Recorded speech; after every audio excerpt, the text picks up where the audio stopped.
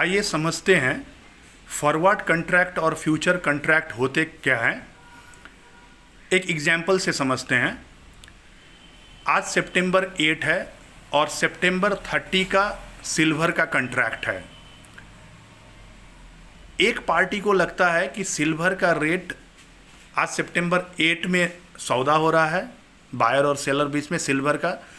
जो बाई कर रहा है सिल्वर, उसको लग रहा है कि सितंबर 30 तक सिल्वर का भाव ऊपर जाएगी।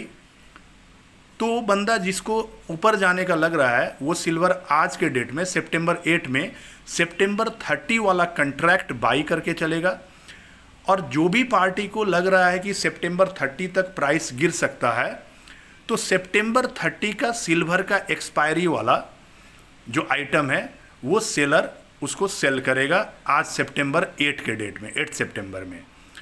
तो आपको समझ में आ गया होगा कि फ्यूचर कंट्रैक्ट और फॉरवर्ड कंट्रैक्ट एक ऐसा कंट्रैक्ट है। कंट्रैक्ट मतलब होता है agreement between the two parties, दोनों पार्टी के बीच में एग्रीमेंट को हम लोग बोलते हैं कंट्रैक्ट।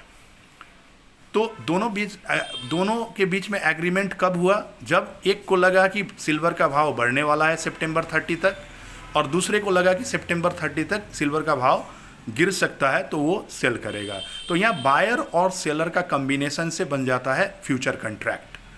तो इसको हम लोग इंटरप्रेट कर सकते हैं कि सितंबर 8 में बायर और सेलर ने एक एग्रीमेंट किया, जिसको लगा बढ़ने वाला है उसने बाई किया सितंबर 30 का कंट्रैक्ट, और जिसको लगा कि गिरने वाला है उसने सितंबर 30 का कंट्रैक्ट, सिल्वर कंट्रैक्ट को सेल किया। मान के चलिए आज सिल्वर का सौदा हुआ और सितंबर 30 का जो रेट चल रहा है वो 85,000 चल रहा है। तो जिसको लग रहा है 85,000 से ऊपर जाएगा वो बाई करेगा, और 85,000 से नीचे जिसको जाएगा फील हुआ उसको उसने सेल किया। मगर यहाँ पे जानने वाला बात यह है कि फॉरवर्ड कंट्रैक्ट भी कंट्रैक्ट है और फ्यूचर कंट्रैक्ट भी कंट्रैक्ट है, और दोनों में सिमिलैरिटीज भी है क्योंकि दोनों फ्यूचर प्राइस को प्रेडिक्ट करके आज के डेट में कंट्रैक्ट करते हैं। तो बेसिक डिफरेंस क्या है? तो फॉरवर्ड कंट्रैक्ट में और फ्यूचर कंट्रैक्ट में पहला डिफरेंस है फॉर्मल और informal. Forward contract informal contract है, इसका कोई लीगल प्लेटफॉर्म नहीं होता है, ये कोई रूल्स एंड रेगुलेशंस से बाइंड नहीं होता है, इसमें इनफॉर्मल ग्रुप्स रहते हैं।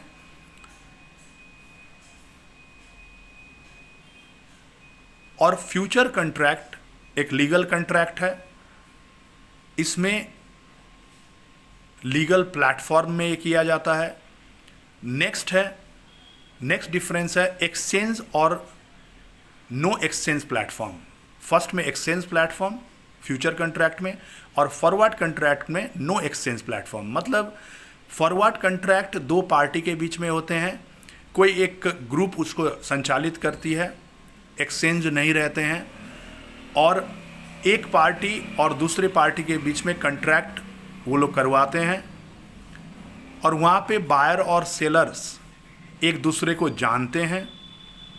यदि इनफॉर्मल ग्रुप रहेगा तो नहीं भी जान सकते हैं। तो एक ये इनफॉर्मल अनौपचारिक एक कंट्रैक्ट है।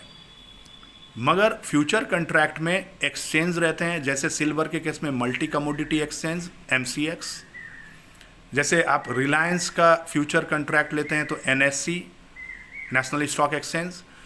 तो वो एक्सचेंज के प्लेटफॉर्म में बायर सेलर को नहीं जानता है, सेलर बायर को नहीं जानता है, बस एक्सचेंज के थ्रू बाई सेल होता है। जैसे आप सिल्वर का कंट्रैक्ट लेने जाएंगे तो MCX का प्लेटफॉर्म खोलेंगे तो वहाँ पे सेलर मिल जाएंगे आपको, आप बाई कर सकते हैं, सेलर को भी बायर मिल जाएंगे, बाई कर सकते हैं। तो एक लिक्विडिटी बना रहता है। फॉरवर्ड कंट्रैक्ट में लिक्विडिटी कम होता है क्योंकि वहाँ पे बायर ढूंढना पड़ता है, सेलर भी ढूंढना पड़ता है। यहाँ पे ऐसा नहीं, यहाँ पे लिक्विडिटी हाई होता है, any time buyer seller available रहते हैं एक्सचेंज प्लेटफॉर्म में। तो फॉरवर्ड का दो मैंने टाइप बताया। फॉरवर्ड कंट्रैक्ट का टाइप है ये इनफॉर्मल है और इसका कोई एक्सचेंज प्लेटफॉर्म नहीं होता है। फ्यूचर कंट्रैक्ट का एक्सचेंज प्लेटफॉर्म होता है, ये फॉर्मल है, ये लीगली बाउंड है।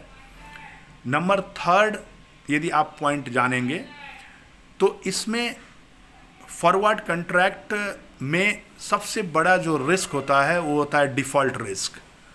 मान के चलिए बायर को लगा कि ऊपर जाने वाला है, उन लोगों ने एक कंट्रैक्ट किया, यहाँ कोई पैसे का लेन देन नहीं होता है, बस एक कंट्रैक्ट होता है और डिफरेंस अमाउंट पे किया जाता है। जैसे मान के चलिए 85,000 में मैंने बाई किया, 85,000 में किसी ने सेल किया, मान के चलिए भाव ऊपर चला गया तो मुझे प्रॉफिट आया, मान के चलिए 90,000 चला गया भाव, तो यदि बायर को 5,000 प्रॉफिट आ रहा है तो सेलर को लॉस हो रहा है, सेलर को पैसा पे करना पड़ेगा मैच्योरिटी में।